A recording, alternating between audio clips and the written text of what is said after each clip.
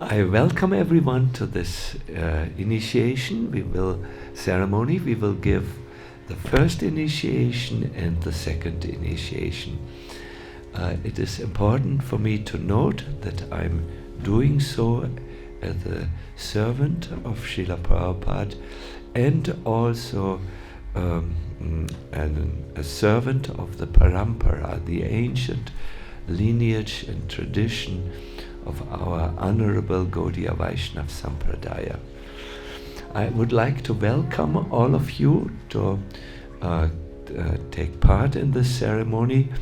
You are important to give blessings to those who are today formally making vows to move on with an initiation on their spiritual path, which will be of great benefit. Further, I wish to say, if you have small children who are becoming very interested to speak or to cry or so on, please, for the lecture part, be with the children in the TV room where you will see a direct broadcast of this.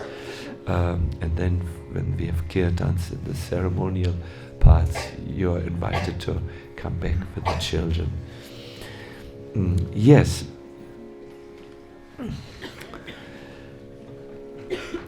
Initiation is one of the very, very important ceremonies in a person's life. And it is important for all of us to create an atmosphere of reverence, an atmosphere of devotion, and where we give enough importance to this. You are at the moment seeing how we are decorating or garlanding all the devotees because it is a very, very important time in their life. Much like birth is an important time in the life. So we have prepared garlands for all of you. I would like to welcome also the devotees who are the disciples of other spiritual masters who will have their ceremony, the yajna. You're most welcome to join us on this sacred day. It will be hopefully very instructive and motivating for you as well. We have still a garland. Is there someone we forgot? No. Maybe one more. One more. Wir haben eine zu viel. Eine zu viel. Besser als zu wenig. Good. I would now like to speak about the importance of the initiation ceremony. Let us just see. Someone needs a garland. One more garland. Yes, we have.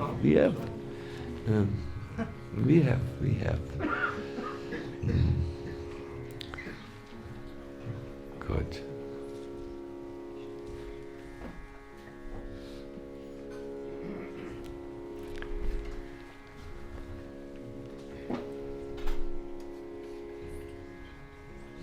Yeah, it's not good to throw things.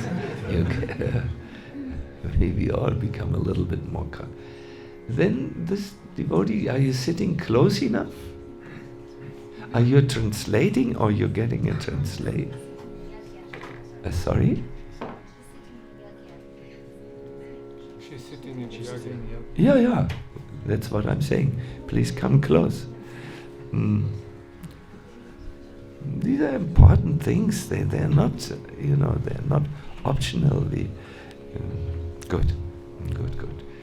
Anyone else is shy and doesn't sit close enough to see,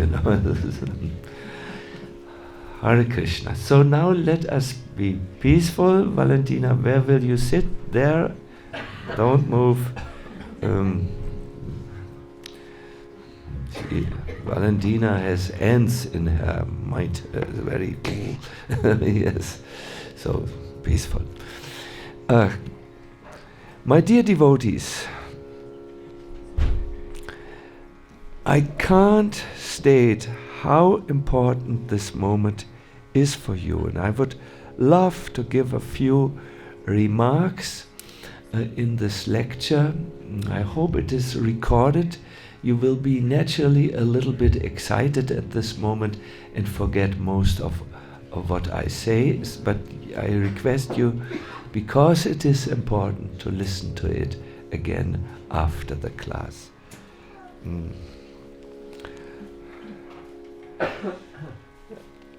I will also not speak in the most simplest of English, but try to appeal to you, the intellect in you, so you will need to pay close attention. The initiation means we are commencing or starting our journey now with more strength and with this most important, help from above, more help from above, the sampradaya.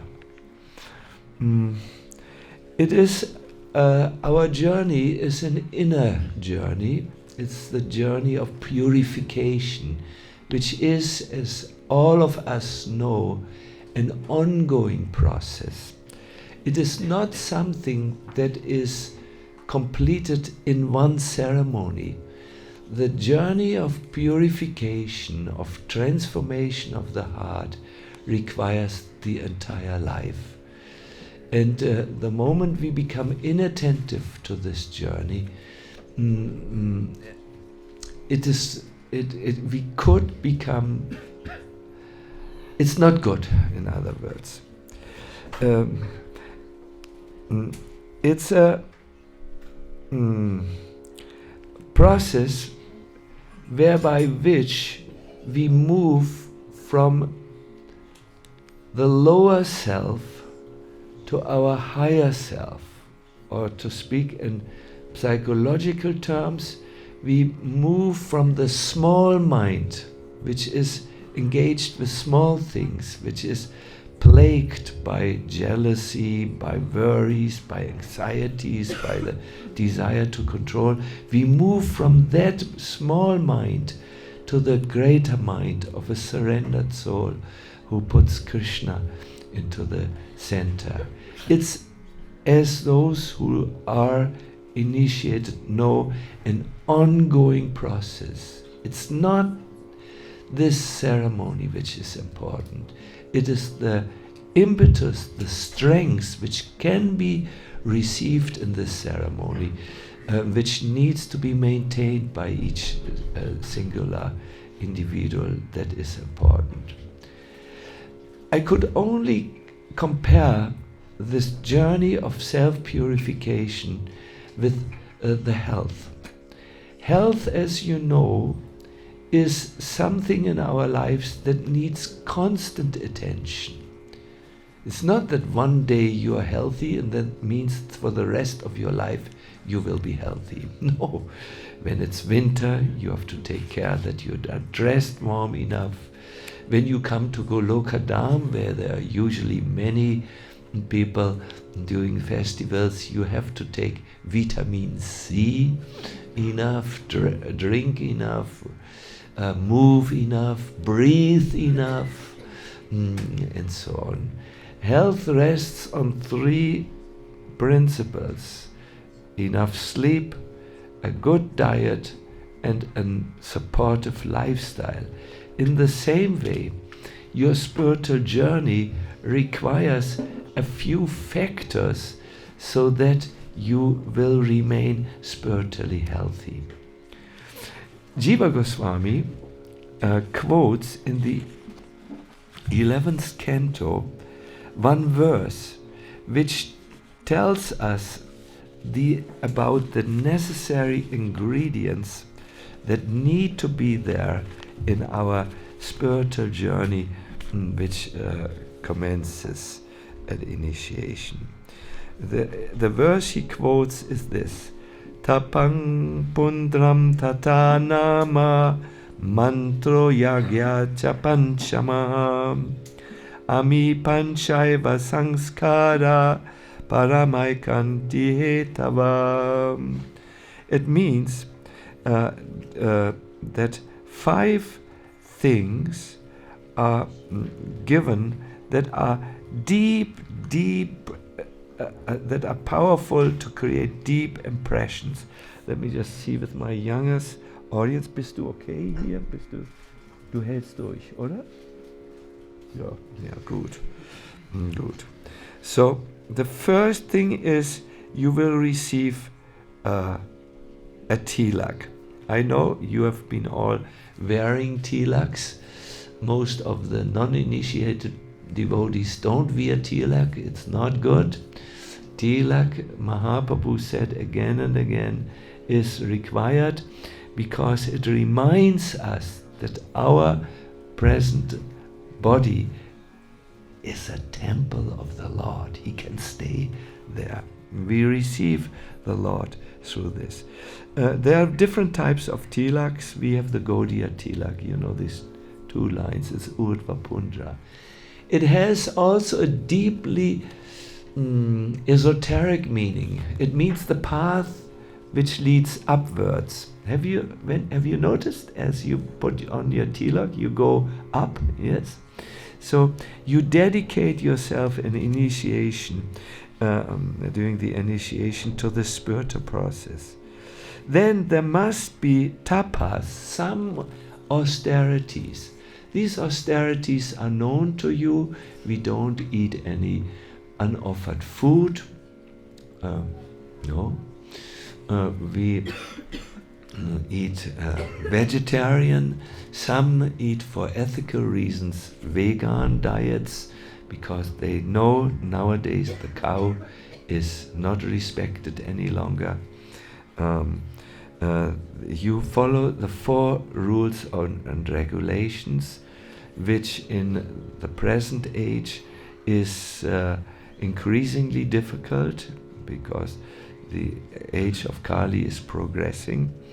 These are some austerities that are necessary. You need to keep away from those things that compromise your spiritual life and lead you downwards. During the 3rd item is the holy name, which is given at the time of initiation in all seriousness. By the way, you don't require actually an initiation to chant the holy name. The holy name always works, also without initiation. But there is something else that is given. That's the 4th item for which you need initiation. It's the sacred mantra. We have about somewhere I have the piece of paper. Yes, we have, I believe, we have 6 second initiations today. Krishna, please add. We forgot 2. Govinda Ram and Krishna Ragini. They have to be put there. This is the Gayatri mantras. They make you eligible to approach the deities. I saw yesterday on the altar one devotee who has not formally received the Gayatri mantra. Yes, we do all kinds of things in our movement, but technically or strictly speaking, from the perspective of our sampradaya, you require to be given the sacred mantras which you chant 3 times a day to approach the Lord in ritual or ceremonial worship.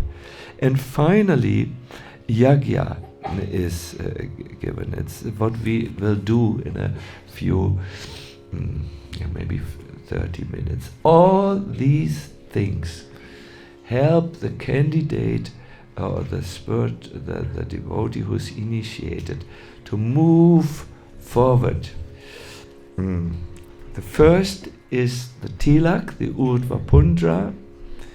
The second is some austerities, which in our movement are the 4 rules and regulations. Then the holy name. Then the mantra, and this refers to the Gayatri mantra and yagya, some form of puja, some form of direct communication. I have been initiated in this, even I do, when from time to time, I have a lamp, and I do, when devotees are in trouble, I do regular pujas, because this is what Brahmins are meant to do.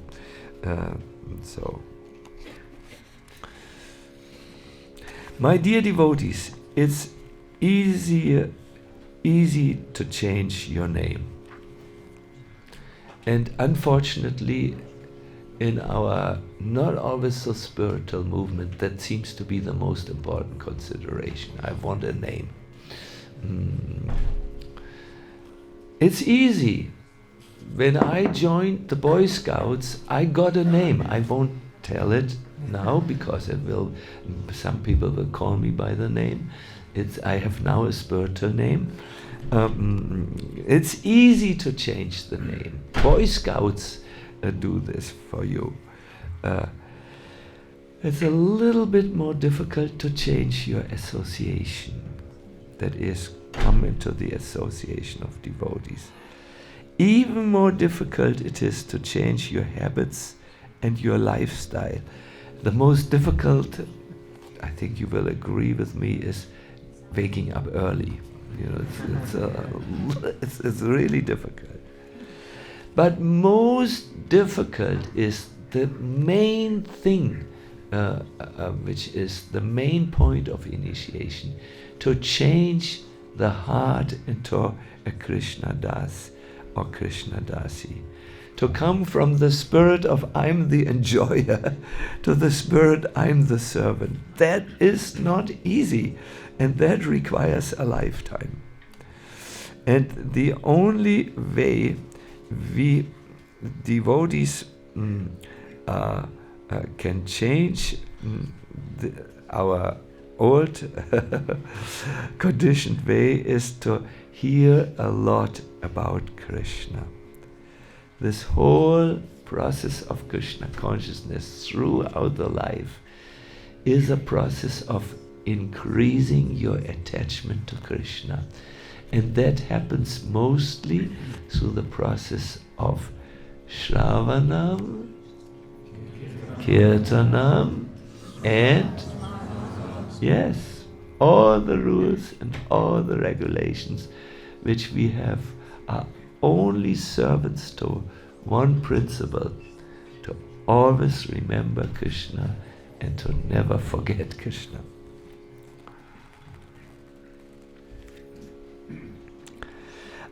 Since I'm giving this initiation as a representative of my exalted spiritual master, I would like to quote him here.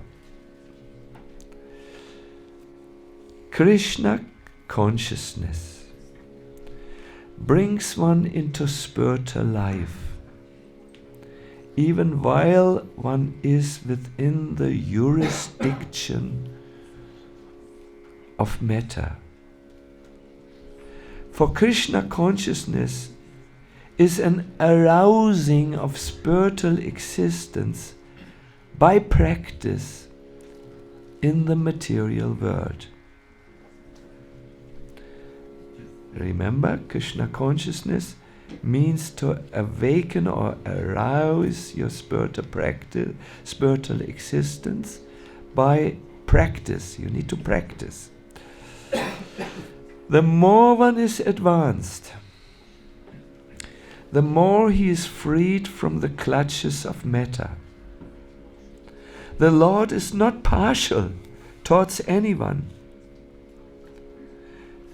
but everything depends on one's practical performance of duties in Krishna consciousness, which helps one control the senses in every respect and conquer the influence of desire and anger. And one who stands fast in Krishna consciousness, who stands fast, stands firm, I think. We typed this wrong. And one who stands firm in Krishna consciousness, controlling the above mentioned passions remains factually in the transcendental stage, or Brahma Nirvana. This is from Prabhupada's enlightening purport from the Bhagavad Gita 5:29. My dear devotees, those who are getting initiated and everyone, you have a chance, an opportunity, a very realistic possibility, a very concrete invitation to actually spiritualize your existence while you are here in the material world. And then when the time of death comes, you have actually the chance to go back home, back to Godhead. Will you agree with me that this is significant? It is. It is.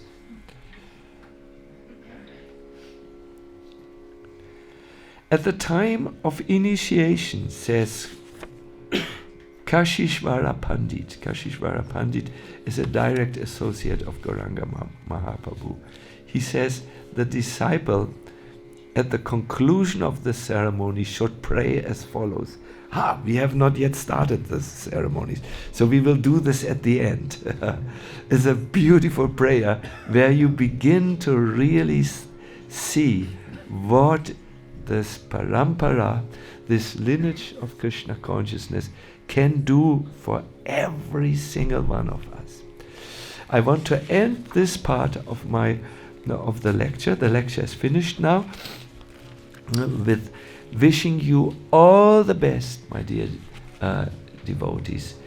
We hope to see you in 50 years with blossoming faces, very purified, very inspired, that you have given up your insecurities which you may feel, your attachment, and that you are ecstatic Vaishnavas and Vaishnavis.